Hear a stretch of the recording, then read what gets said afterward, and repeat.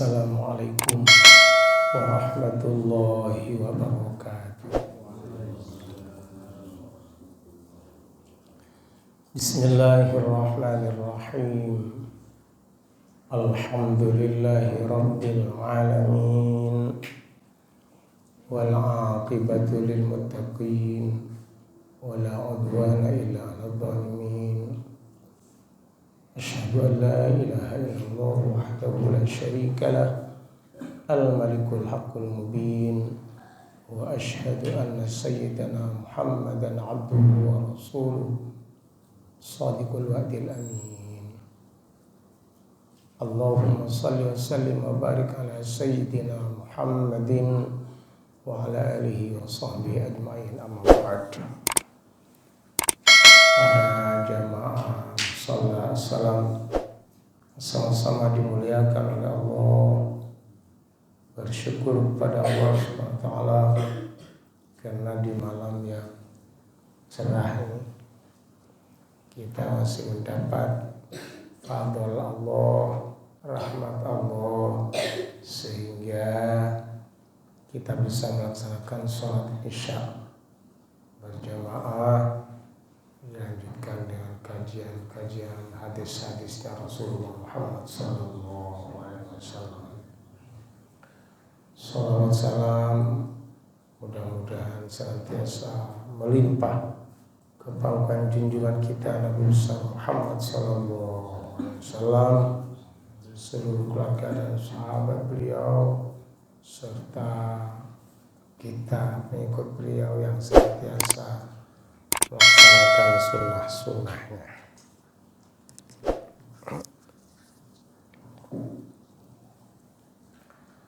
Para jemaah sekalian, Rasulullah SAW bersabda yang bunyinya Bismillahirrahmanirrahim. Inna ummati ya'ti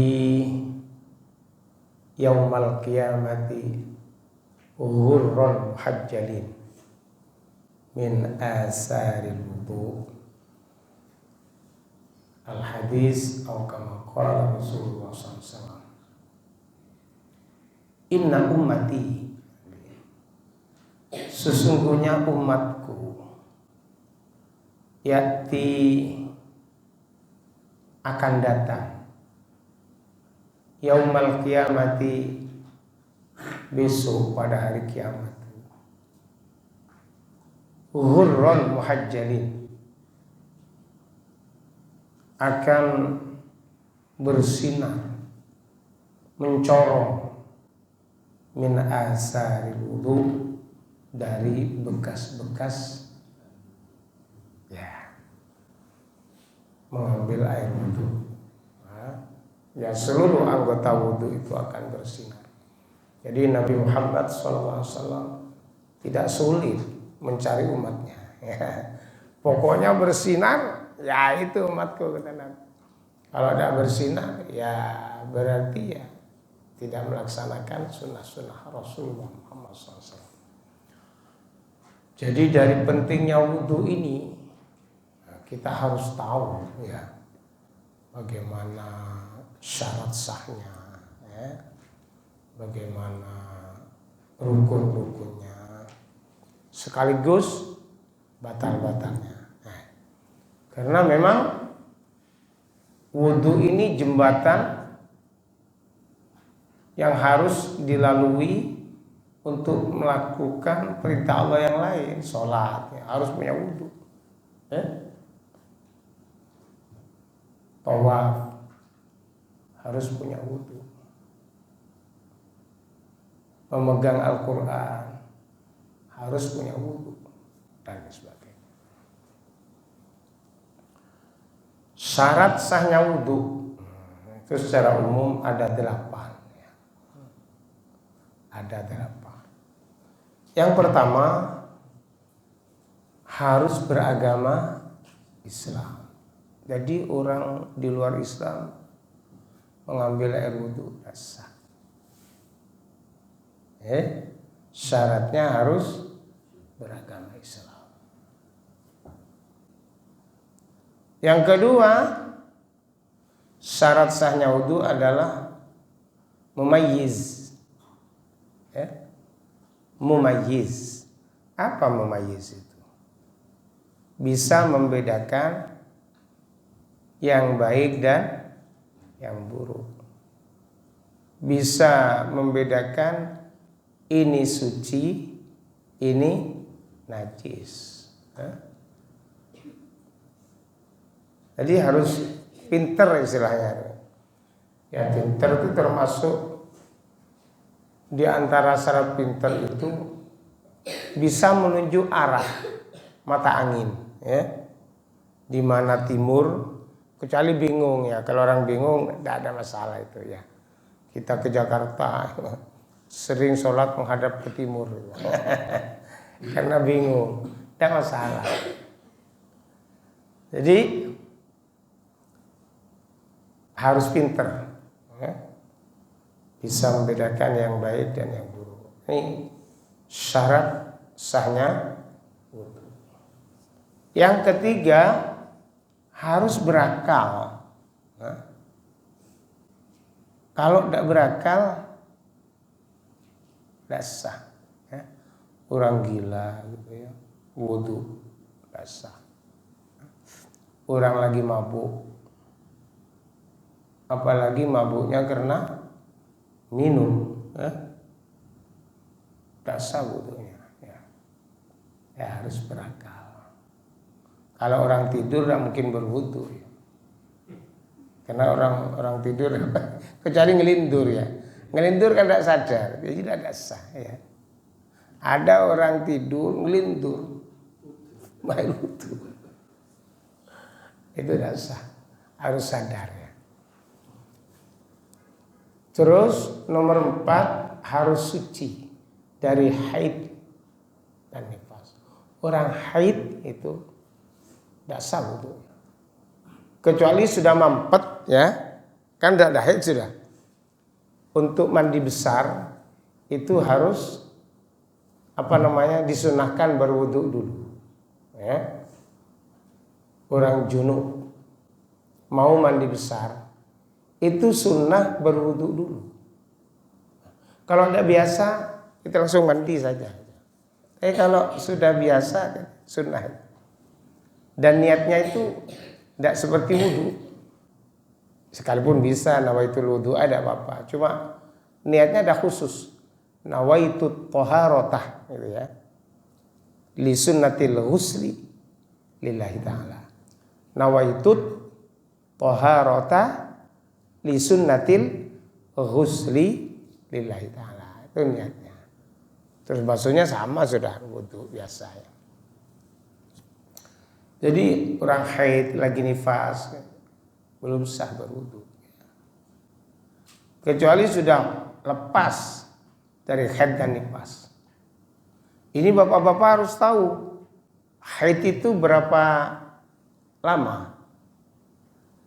Haid itu paling sedikitnya sehari semalam. Habis mampet.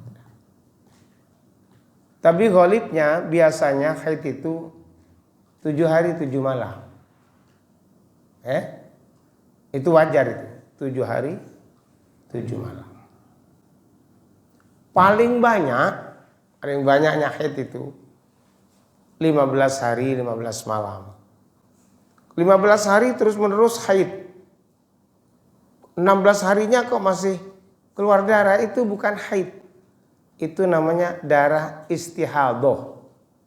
Darah istihadah, darah penyakit. Harus sudah sholat, harus sudah wudu, sekalipun masih keluar darah, karena itu bukan darah haid. Sama juga dengan nifas. Nifas itu darah yang keluar setelah melahirkan ya. Itu paling sedikitnya majatan, sekali terus suci sudah. Ada yang seperti itu. Biasanya orang-orang tertentu seperti Sayyidah Fatimah itu sekali. Sayyidah Khadijah ya, terus melahirkan. Kalau Aisyah kan radhiyallahu anha tidak melahirkan ya.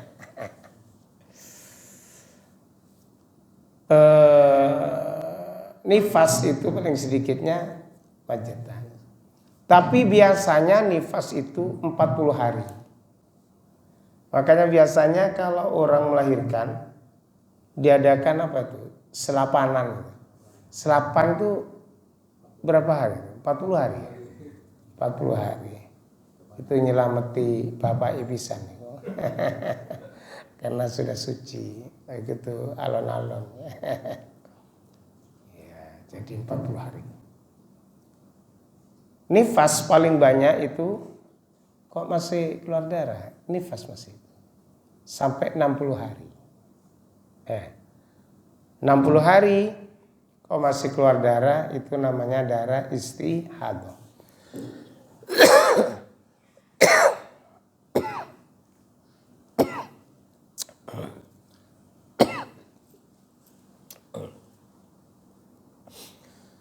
Jadi yang keempat harus suci dari haid dan nifas. Ya. Yang kelima, syarat sahnya wudhu harus ada air suci dan menyucikan. Ya. Ada air suci yang tidak menyucikan, seperti air mustakmal, air yang sudah terpakai, mustakmal, yang kurang dari 2 kullah. Kalau lebih tidak mustakmal. Ya. Seperti di masjid itu kan ada, begitu mau masuk masjid ya, kan cuci kaki. Itu tidak mustakmal karena lebih dari 2 kullah. Dipakai lagi boleh. Ada air suci tidak menyucikan, misalnya air kelapa, ya itu suci, tapi tidak bisa buat wudhu, buat nyuci, tidak bisa. Itu air suci yang tidak menyucikan. Jadi nomor 5 harus ada air suci dan menyucikan. Nomor 6 syaratnya harus tahu rukun wudhu. Rukun wudhu ada berapa? Itu harus tahu. Kalau tahu rukun wudhu berapa rukun wudhu? Kalau 4 masih kurang. Ya, kalau kamu belajar tidak apa-apa, belajar mesti ya. Jadi harus tahu rukun wudhu. Rukun wudhu ada 6, tidak boleh di salap-salip, harus urut. Pertama niat. Niat tempatnya dalam hati. Boleh melafadzkan sunnah nawaitul wudhu'a li raf'il hadasil asghari lillahi ta'ala. Pertama niat. Yang kedua membasuh muka, kalau bisa 3 kali. Muka itu dari ini, dari tumbuhnya rambut ini kan tumbuh rambut ini muka sini. Ini jenggot masuk muka. Ya. Jenggot masuk muka. Nah, ya. Maka sunnah nyela-nyelai, takut tidak masuk airnya. Kalau jenggotnya jarang-jarang seperti ini tidak apa-apa. Itu rukun wudhu. Niat membasuh muka 3 kali sunnahnya. Terus membasuh 2 tangan sampai siku, jangan tangannya saja sampai sini, harus dibuka. Sampai sini ya. Siku ya. 3 kali ya bisa ya. Kalau orang Arab itu karpet itu ya. Kalau kita kadang dari sini, boleh, tidak apa-apa ya. Berarti dari siku dulu. Kalau orang sana dari sini. Dan di celah-celah betul.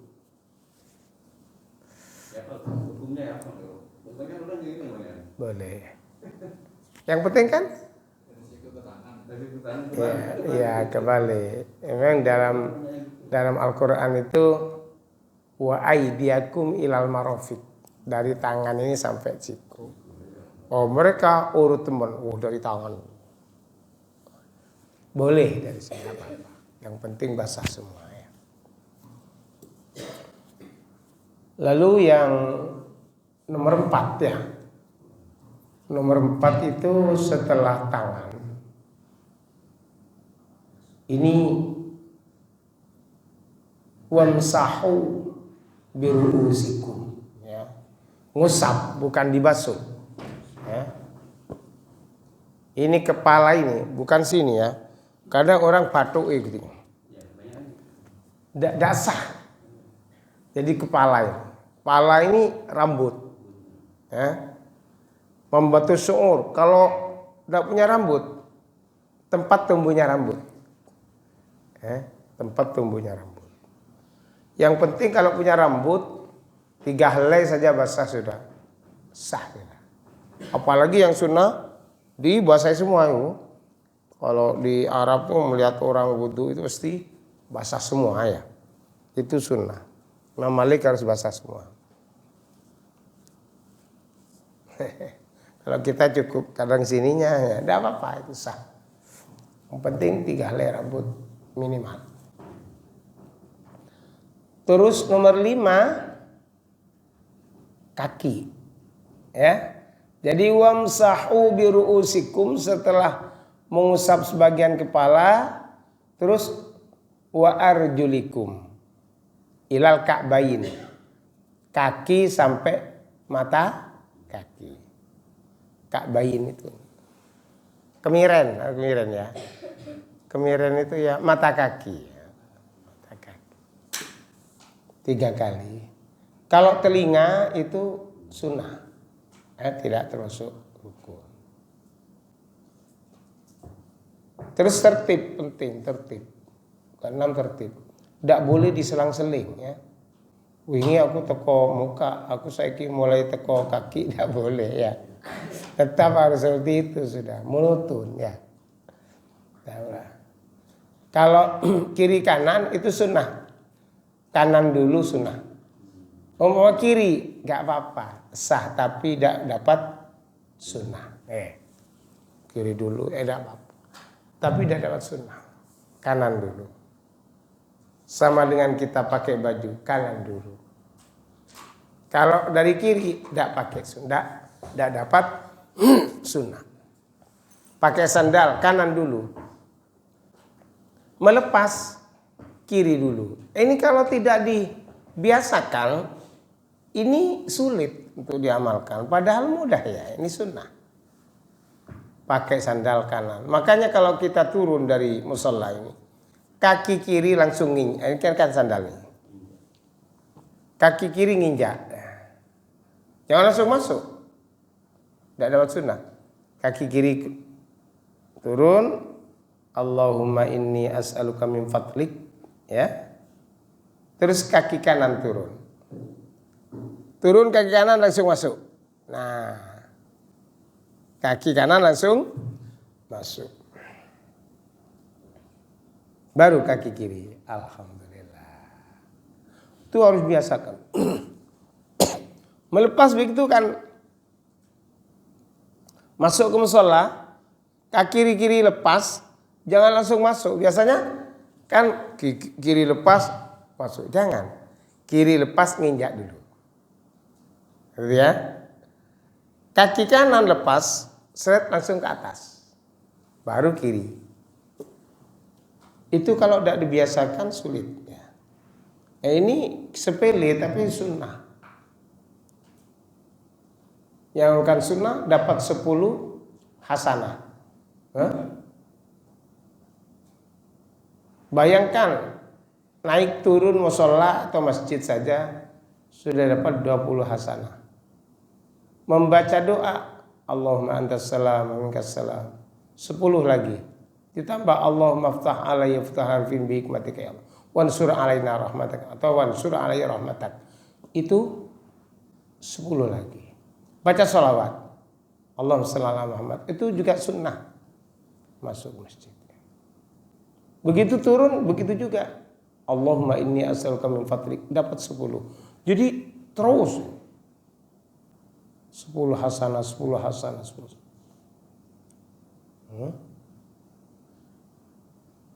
luar biasa. Jadi orang beriman itu selalu berhubungan dengan pahala terus. Asal caranya dengan cara Rasulullah.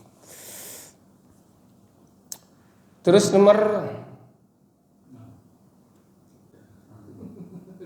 6 tadi harus tahu fardunya wudu, itu rukun wudu. Iya. Rukun wudu itu atau fardu wudu itu sama. Iya. Fardu wudu, rukun wudu. Maka dikatakan rukun wudu ada 6 atau fardunya wudu ada 6 sama. Terus nomor 7 ya. Harus tidak beriktikad. Iktikad apa? Keyakinan. Tidak yakin bahwasanya salah satu rukun wudu itu sunnah. Misalnya tidak usah mengariki tangan ya. Itu kan sunnah. Tidak boleh karena itu rukun. Kecuali telinga. Kalau telinga tidak usah, tidak apa-apa. Karena hanya sunnah saja. Ke susu dari sini langsung ke kaki boleh. Tapi untuk sempurnanya ya ini telinga dibasahi. Sunnah telinga. Umpama tidak, enggak apa-apa. Nah, ya. Terus dikatakan, enggak usah kepala, enggak usah, kenapa sih? Wis basah kabeh, ku sunnah, enggak boleh. Namanya beriktikad bahwa salah satu rukun wudu itu sunnah, enggak boleh. Jadi harus beriktikad bahwa itu wajib, itu rukun, itu fardu. Harus dilaksanakan, tidak boleh ditinggalkan. Ya. Kalau beriktikad sunat, tidak sah wudunya, seperti tadi. Ya. Karena bisa-bisa meninggalkan. Kalau beriktikad sunat kan tidak diperhatikan lagi kan. Ya. Yang nomor 8, ini penting. Harus tidak ada barang ya, yang mencegah masuknya air ke kulit. Hati-hati. Apalagi main oli ya. Oli itu harus dibersihkan dulu, sabun dulu. Cet. Ya. Vitek. Itu orang pakai vitek dan sah wuduan. Ya. Kalau tato itu mungkin masuk ke apa sih? Luka perban misalnya pakai ini orang yang ngeluh itu pakai apa itu? Kuyuk. Itu mukhtalif. Itu ada yang membolehkan karena air bisa merembes, air bisa masuk. Perban air bisa masuk. Kalau sudah misalnya pakai perban yang luka kira-kira kena air itu tambah parah, tayamum saja. Tayamum saja. Tayamum hanya ini selesai ya. Dan tidak membahayakan. Jadi harus tidak ada barang yang mencegah masuknya air ke kulit. Ya, hati-hati minyak ya. Minyak jelantah itu ya. Minyak gas. Ya utamanya oli lah ya. Oli. Itu tidak sah. Tadi rukunnya sudah ya. Syarat sahnya sudah. Harus tahu batalnya. Ngentut terus saya sholat. Tidak tahu batalnya ya. Seperti tulinan ya. Jadi harus tahu batalnya wudu. Batalnya wudu itu ada 4. Makan itu tidak masuk batal wudu. Tidak batal makan ya. Yang pertama batalnya wudu itu keluar barang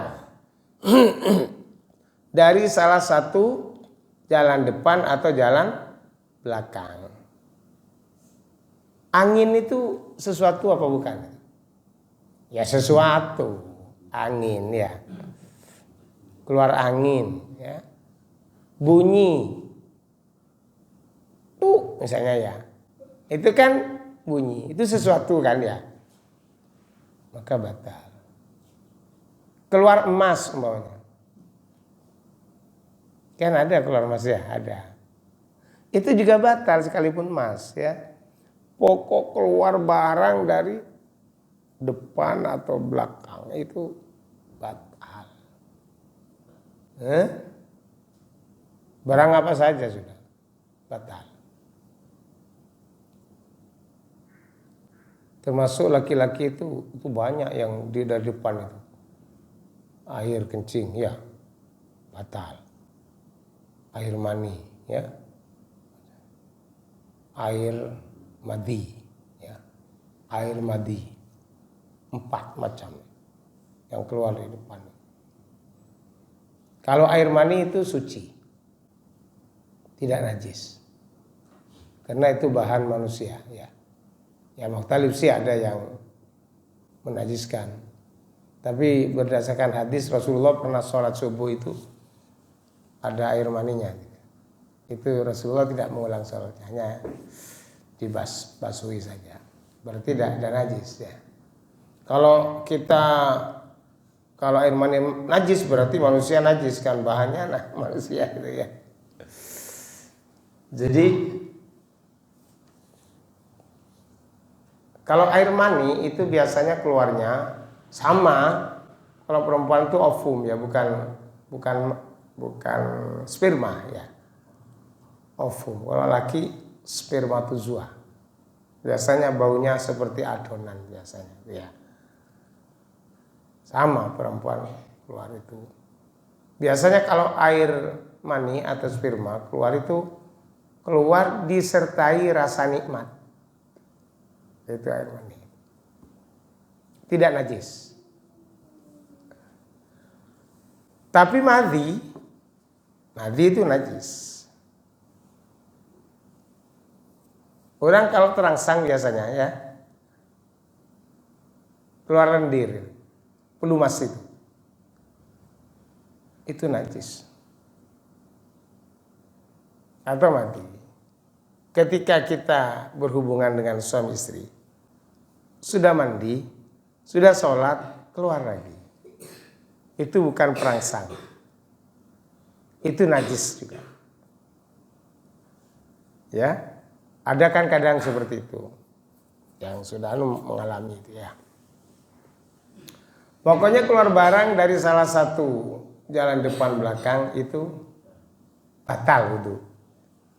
Yang nomor 2, orang punya wudu terus hilang akal, seperti gila, mabuk, tidur tuh hilang akalnya itu. Apa itu tidur? Tidur itu manakala sudah sirep itu. Bahasa Indonesianya sirep apa Pak? Nyenyak ya. Nyenyak. Lelap. Pulas, lelap, nyenyak. Di orang tidur itu begini. Orang yang tidur diinginkan, sekalipun matanya melek gini, tidak kelihatan, tidak lihat.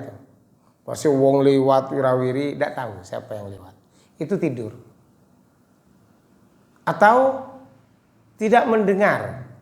Kalau dipanggil, sekalipun siapapun manggil tidak dengar, itu namanya tidur. Kecuali dibentak kan kaget ya, tidak, dipanggil biasa. Pak Sabil, tak kerungu. Karena umpama tidur, itu tidur.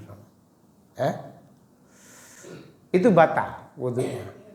Kalau tidurnya telentang atau duduk tapi berubah duduknya. Tahu? Kan ada orang tidur gini ya. Ini berubah, ini ngangkat ini. Batal gitu. Tapi kalau tidurnya gini masjid tidur. Allahu Akbar, Allahu Akbar. Qomat ya. Tidak apa-apa nih. Sholat. Tapi tidak berubah, duduknya tetap. Langsung sholat. Tapi kalau sudah belakang itu batal ya. Batal. Jadi hilang akal itu termasuk batalnya wudu. Terus yang ketiga, bersentuhan laki perempuan yang bukan mahram. Bukan mahram. Artinya orang yang bisa dinikahi itu bukan mahram. Kalau mahram itu adik, ya, ibu, kakek, nenek, cucu ke bawah. Saudara ayah, saudara ibu itu mahram. Haram dinikahi. Misal apa? Anaknya Pak D itu sudah bukan mahram karena sudah bisa dinikah. Batal tentunya. Kalau syahwat batal. Ya, tapi memang begitu aturan syariat. Karena misanan bisa dinikahi. Orang dulu tuh orang kaya-kaya itu tidak mau nikah dengan orang lain biasanya. Dan misanan ini cedak keluar hartanya. Sejak dulu begitu. Selain itu juga untuk menjaga garis keturunan. Tapi sekarang sudah malah terlalu dekat hubungan darah itu dikhawatirkan biasanya kalau terlalu dekat tuh ya cacat biasanya, sering cacat anaknya itu. Baik cacat secara fisik atau cacat secara mental. Ada. Saya dulu dipaksa untuk misanan itu. Ya, saya ingat itu terlalu dekat. Sebenarnya ada apa-apa, boleh secara syariat. Cuma ingin menjaga keturunan supaya fresh. Selain fresh juga memang tidak begitu minat. Jadi alasannya ada saja. Tapi masuk akal alasan itu akhirnya diterima gitu loh. Kalau hanya pokok tidak gelem, ini namanya ya apa alasan tidak gelem? Begini sebetulnya ya tidak apa-apa secara syariat. Karena kalau terlalu dekat hubungan darah itu kemungkinan untuk cacat baik secara fisik maupun mental. Itu tanya sebab medis. Jadi kalau saya beralasan itu tidak ada yang menopang biasanya tidak diterima. Saya tanya, iya betul lah. Oh, diterima, oh ya. Jadi bersentuhan nih kulit. Kalau begini ya enggak, istri kita dengan istri itu batal ya. Kalau pegang istri dengan gini ya enggak batal, nggak ada. Mau ke masjid dipegang aja, dituntun. Tapi itu nuntun gini nih, tuntun kulitnya batal ya. Ini kan pakai ruko sudah ya. Dipegang sih pundak. Kepala, pundak, lutut, kaki. Kepala. Ya apa kepala? Tidak batal pegang kepala ini. Rambut ini ya. Kalau anunya batal kulitnya. Kan sudah pakai ruku ya. Pundaknya dipegang. Pakai ruku. Tapi kalau nyelor di anunya ya tidak boleh sudah. Ya, itu namanya pemsah, masaha. Tapi jumhur itu selain Imam Syafi'i, Imam Hanafi, Imam Hambali, Imam Maliki, masaha itu dimaknai jima batal gitu. Tapi Imam Syafi'i enggak. Masaha itu bersentuhan gini. Imam Syafi'i itu hati-hati sendiri Imam Syafi'i. Batal sudah. Ini bersentuhan laki perempuan yang bukan mahramnya ya. Yang bisa dinikahi itu. Mahram itu apa ya? Seperti ya tadi itu ada mahram itu 3. Mahram nasab. Anak, bapak itu ke atas ya nasab. Pak Li, Bule, ini nasab. nasab. Terus mahram musahharah ya. Mahram musahharah.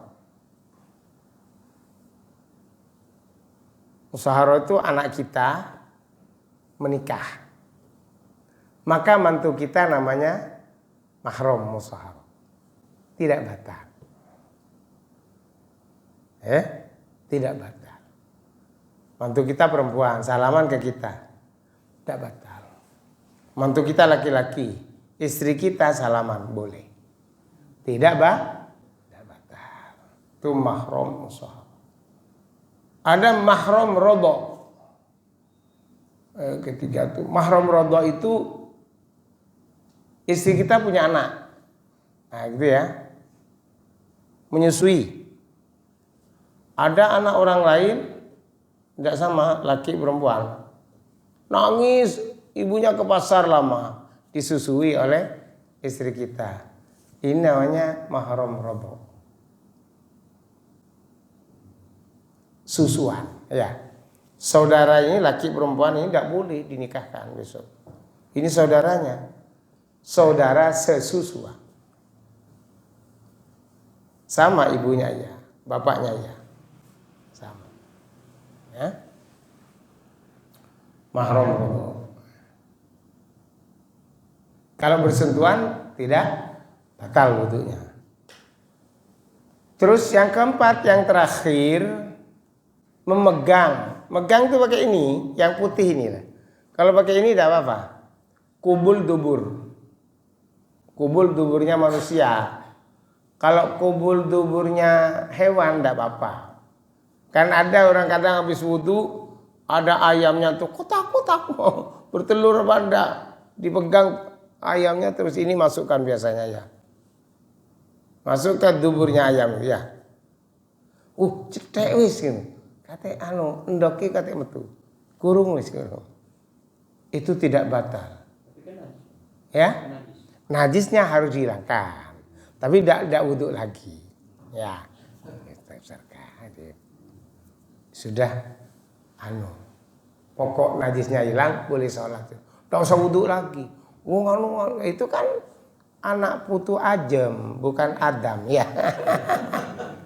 Yang batal anak cucu aja Adam, ya anak cucu Adam ya, manusia.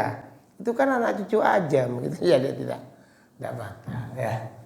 Nah, itu syarat rukun dan batalnya wudu. Monggo kalau ada yang lain mau tanya silakan. Monggo. Ada dua. Yang pertama itu masalah wudu, Ustaz. Misalkan kita itu ada di Eropa itu kan dingin itu, Ustaz.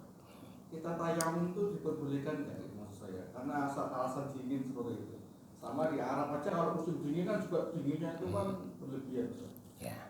Saya pernah baca di situ di tempat wudhunya di Arab situ ada tulisan kalau siapa wudhu jika kondisi sangat dingin justru pahalanya besar, katanya kalau salah gitu loh, saya lupa. Ada tulisan di tangga Pahalanya. Iya, kalau musim dingin kita tetap wudhu. Iya. Itu sebenarnya hadis itu. Orang yang berwudu di saat karohah. Saat karohah itu saat-saat yang tidak menyenangkan kalau wudu ya. Saat dingin sekali misalnya. Itu pahalanya sangat besar. Cuma kalau sekiranya menjadi penyakit, ini sudah masuk daruri. Ad-daruratu tubihul mahdhurat. Boleh tayamum. Kalau saya justru senang kalau begitu itu. Ya di saat karohat, karena memang pahalanya besar. Sekalipun tidak di Arab, kalau di Sumber musim kemarau ya. Di Sumber musim kemarau yang sangat dingin. Itu kalau nyentuh air seperti es itu.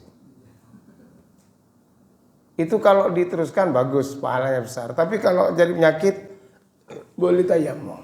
Boleh. Ya, daruri. Atau tidak ada air. Tayamum. Cukup. Yang kedua tadi masalah mahram, Ustaz. Yang mempertegas takut terakhir masalah misalnya itu berarti kan anaknya adik Terus sama satunya nikah gitu tuh Ustaz ya. Iya, misana. Misana tuh gitu ya. Iya, misana. Sepupu ya. Oh itu enggak Sepupu. Mahram boleh sudah. Oh. Boleh nikah. Padahal dekat sekali tuh Ustaz ya. Iya. Iya. Sayyidina Ali itu misan dari Kanjeng Nabi. Oh iya. Misanan. Terus dapat putra Kanjeng Nabi, ponaan misan. Itu boleh. Ponaan misan boleh. Oh, misan saja boleh. Apalagi ponaannya. Cucu misan enggak apa-apa. Yang lain? Apakah air laut sah untuk wudu enggak? Oh, nggih, sah sekali. Mungkin saya telah Ada arti itu. oh nggih. Tapi asin asli kan? Asin asli kan? Ya, bukan mutaghayyir, ya. Bukan air mutaghayyir.